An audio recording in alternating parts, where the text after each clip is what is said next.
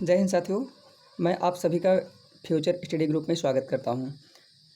अभी हमने पढ़ा था छंद और छंद में हमने प्रश्नोत्तरी का भाग 1 कर लिया है और अब देखते हैं प्रश्नोत्तरी का भाग 2, जिसमें से हम गहनता से आपको अध्ययन कराया है और आपको समझ में आया होगा। यदि आप पिछली क्लासेस नहीं देखे हैं आप ज़रूर देख लेंगे। और अब हम प्रश्नोत्तरी का भाग 2 लेकर के आए हैं, आप सब समझते हैं। लिखा है, जो वर्ण या मात्रा की संख्या में नियमित होती है या नियमित हो उसे क्या कहते हैं, वह आपका छंद है। कौन सा छंद में 2 तगड़ 1 जगड़ 2 गुरु के योग से बनता है तो उसे आप इंद्रवज्रा कहेंगे। वर्णिक छंदों के गण कितने प्रकार के होते हैं, तो वर्णिक छंदों में जो गण हैं 8 प्रकार के होते हैं, इंपॉर्टेंट है। मांत्रिक छंदों में मात्रा कितने प्रकार की होती है, आप जानते हैं 2 होती है। कहती हुई यूँ उत्तरा के नेत्र जल से भर गए, हिम के कड़ों से पूर्ण मानो हो गए पंकज ने। इस पंक्ति में कौन सा छंद है? इस पंक्ति में आप जानते हैं हर गीतिका है, क्योंकि हर गीतिका के चरण में जो है 28 मात्राएं होती हैं। आप गिनेंगे तो हो जाएगा, हमने आपको पीछे सिखाया, आप जरूर देख लेंगे। ठीक है, नेक्स्ट है अवधिशिला।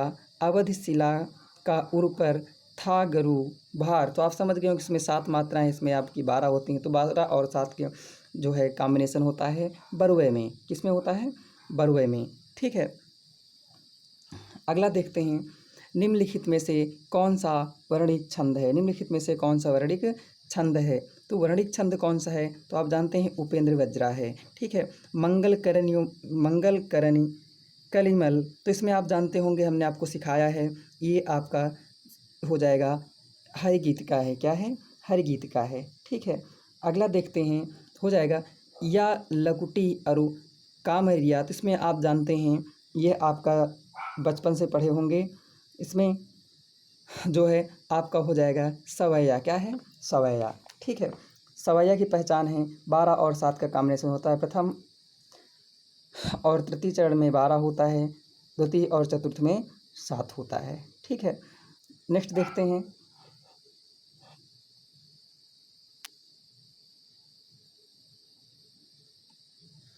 देखेंगे धनाक्षरी छंद है। ये जो धनाक्षरी छंद, ये क्या है?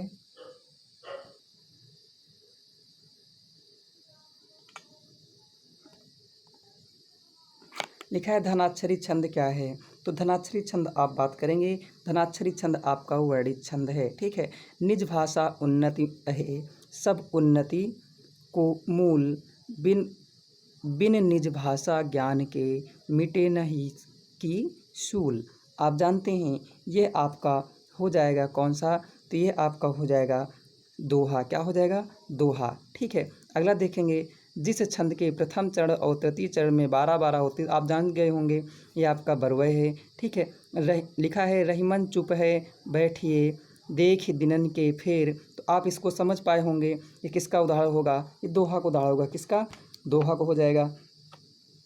ठीक है, अगला है, लिखा है अनुष्टुप क्या है? तो अनुष्टुप क्या है? अनुष्टुप आपका एक छंद है। ठीक है, रस में आपको पढ़ाया है, नहीं है, अलंकार नहीं है, एक गुण भी नहीं है। क्या है? एक छंद है। लिखा है वह सममात्रिक छंद जिसके प्रत्येक चरण में 24-24 मात्राएं। तो आपको मैंने सिखाया 24 मात्राएं किस में होती हैं, तो 4 यानी रोला होता है। किस में होता है? रोला में होता है। ठीक है, रोला में हो जाता है। अगला एक लिखा है मात्रा क्रम की दृष्टि से दोहा के ठीक विपरीत कौन होता है? तो आप जानते हैं, इंपॉर्टेंट है, दोहा के ठीक विपरीत आपका होता है सोरठा। कौन होता है? सोरठा। आप इसे भी जानते हैं। लिखा है निम्नलिखित पंक्ति में कौन सा छंद है? ठीक है, कोउ आजु राज समाज में बल शंभु को धनु करसी है। तो इसमें कौन सा हो जाएगा? आप मात्रा के आधार पर काउंटिंग कर लेंगे, ये आपका हो जाएगा हरि गीतिका। अगला है छंद के कितने भेद होते हैं?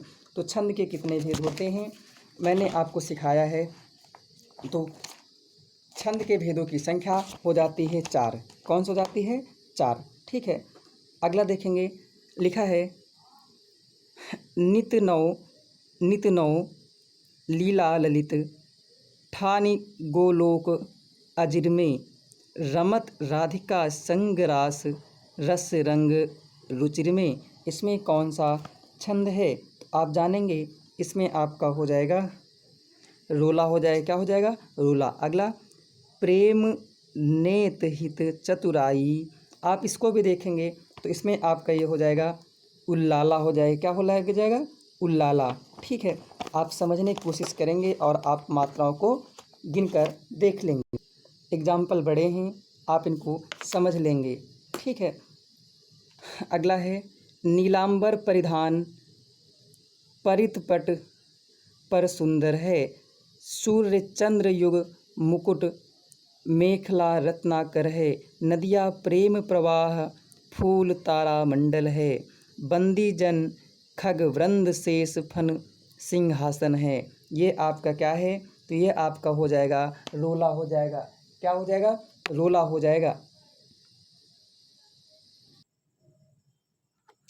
अगला देखते हैं, लिखा है व्यर्थ ना कर अभिमान, एक दिन मिट जाना है, राजा हो या रंक ना कोई बच पाना है, आया खाली हाथ हाथ खाली जाएगा, तजा न जिसने लोभ सलिल वह पछताएगा। इसमें कौन सा छंद है, तो इसमें आपका छंद हो जाएगा रोला। आप मात्राओं की काउंटिंग कर लेंगे और हमने आपको विस्तृत सिखाया पिछली क्लासों में, और आप उनका अध्ययन जरूर कर लेंगे। ठीक है, तो क्या हो जाएगा, रोला। अगला सुनिए, लिखा है करते सब ग्रंथ निषेध हैं, हिंसा लालच क्रोध का, भवसागर से तरेगा जब, पंथ पकड़ेगा बोध का। इसमें कौन सा छंद है, तो ये आपका हो जाएगा उल्लाला हो जाएगा, क्या हो जाएगा, उल्लाला। उल्लाला में आप जानते हैं 15 और 13 का कॉम्बिनेशन होता है। ठीक है, नेक्स्ट क्वेश्चन देखते हैं, लिखा है नित नव लीला ललित ठान, गोलोक अजिर में रमत राधिका संगरास, रस रंग रुचिर में। इसमें क्या हो जाएगा, तो ये आपका हो जाएगा रोला छंद हो जाएगा। कैसा छंद हो जाएगा, रोला। ठीक है, अगला देखते हैं, किस छंद के प्रत्येक चरण में 28 मात्राएं होती, तो आप जानते हैं ये आपका हर गीत का हो जाता है। कैसा हो जाता है, हर गीत का, है ना, हर गीत का छंद हो जाएगा।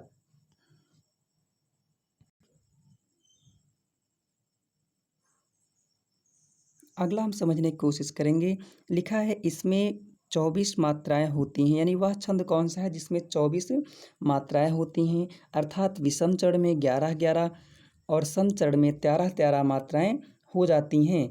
तो इसमें आपका कौन सा छंद हो जाएगा, तो इसमें आप जानते हैं इसमें आपका हो जाएगा रोला छंद। क्या होता है, रोला छंद हो जाएगा। ठीक है, अगला देखते हैं, किस छंद के प्रत्येक चरण में 26 मात्राएं होती, तो आप समझ गए होंगे, आप बात को पकड़ लीजिए। 26 मात्राएं होती तो हो जाता है गीत का। हमने आपको बढ़िया सा सिखाया है। अगला देख लेते हैं, लिखा है नीलांबर परिधान हरित पट पर सुंदर है, सूर्य चंद्र युग मुकुट। इसको शायद ही दोबारा हो चुका है, तो इसमें आप जान लेंगे ये क्या हो जाएगा, रोला का उदाहरण है। ठीक है, अगला नहीं पराग नहीं मधुर मधु, नहीं विकास इकाल। ठीक है, अली कली शो बांध्यो, आगे कौन हवाल। इसमें आपका हो जाएगा दोहा है, क्या है, ये आपका दोहा हो जाएगा।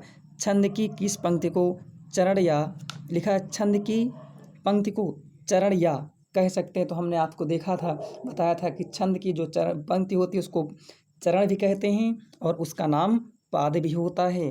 क्या होता है, पाद। ठीक है, आप समझ गए होंगे।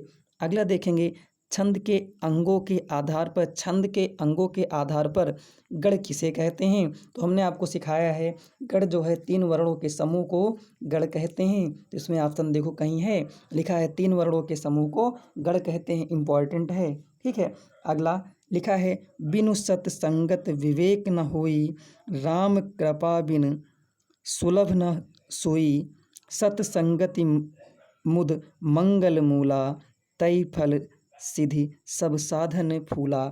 इसमें ऐसी बात आ जाए तो आप समझ जाएंगे रामचरितमानस में दोहे की प्रधानता है, अर्थात ये दो जो है दोहा या चौपाई होगा, तो ये आप समझ जाएंगे ये है क्या। तो आप मात्रा की काउंटिंग कर लेंगे, तो मात्रा काउंटिंग करेंगे तो ये आपका निकलेगा चौपाई। ठीक है, अगला लिखा है गुरुपद रज मृदुल मृदुल। ठीक है, गुरुपद रज मृदुल मंजुमंजन। ठीक है, आप इसमें भी काउंटिंग करेंगे तो ये आपका हो जाएगा चौपाई। ठीक है, लिखा है मूक होई वाचाल, ये एक बार हो चुका है, तो इसमें भी आप देखेंगे ये सोरठा का उदाहरण है। किसका उदाहरण है? सोरठा का उदाहरण है। ठीक है, नेक्स्ट देखते हैं। लिखा है जो जगहित पर प्राण निछावर है करत पाता। ठीक है, जो जगहित पर प्राण निछावर है कर पाता, जिसका तन है किसी लोकहित में लग जाता। यहाँ पर क्या हो जाएगा? तो आप देखेंगे ये आपका रोला है। क्या है? रोला। अगला है मेरी भव बाधा हरो राधा नागरी सोए। इसमें आप देखेंगे ये दोहा है। छंद के अनुसार कितने अक्षरों के समूह को गण कहा जाता है? अभी आपने क्वेश्चन सॉल्व किया है। 3 वर्णों के समूह को या अक्षरों के समूह को गण कहा जाता है। लिखा है जय हनुमान ज्ञान गुण सागर, जय कपीस त्यों लोक उजागर, राम दूत अतुलित बलधामा, अंजनी पुत्र पवन सुत नामा। इसमें क्या है? ये आपका चौपाई है। ठीक है, लिखा है खाली स्थान है। छंद के प्रत्येक चरण में 16 मात्राएं होती हैं। आप समझ गए होंगे 16 मात्राएं किसमें होती हैं। ठीक है, ये आपका चौपाई में ही 16 मात्राएं होती हैं। हमने आपको सिखाया था 4 गीत हरि। ठीक है, आगे देखेंगे। लिखा है खाली स्थान 6 चरण वाला। तो 6 चरण वाला कौन सा होता है? 6 चरण वाला आपका छप्पय हो जाता है। छप्पय किससे बनकर मिल करके बनता है? तो आप जानते हैं छप्पय जो है रोला और उल्लला से मिलकर के छप्पय बन जाता है। रामचरितमानस कौन सा छंद काव्य है? यानी रामचरितमानस जो है इसमें कौन सा छंद काव्य है? तो ये आपका मात्रिक छंद है, क्योंकि मात्राओं के आधार पर, क्योंकि इसमें चौपाई और दोहाई तो है प्रधानता रामचरितमानस में, जानते हैं। ठीक है, लिखा है किस छंद के पहले और तीसरे चरण में 13 मात्राएं होती हैं और दूसरे और चौथे में 11-11 मात्राएं होती हैं। तो आप समझ गए होंगे ये परिभाषा किसकी है? ये आपकी दोहा को जाती है। किसकी? दोहा की। निम्नलिखित में से कौन सा छंद का संगठक तत्व नहीं है? तो आप जानते हैं क्रम, गण, यति और रति। रति नहीं होता क्योंकि रति नामक एक रस है। क्या है? रस है। निम्नलिखित में से किसे काव्य छंद कहा गया है? तो ध्यान रखेंगे किसे काव्य छंद कहा गया है। तो आपको इसे याद रखना होगा। काव्य छंद कहा गया है रोला को। क्या कहा गया है?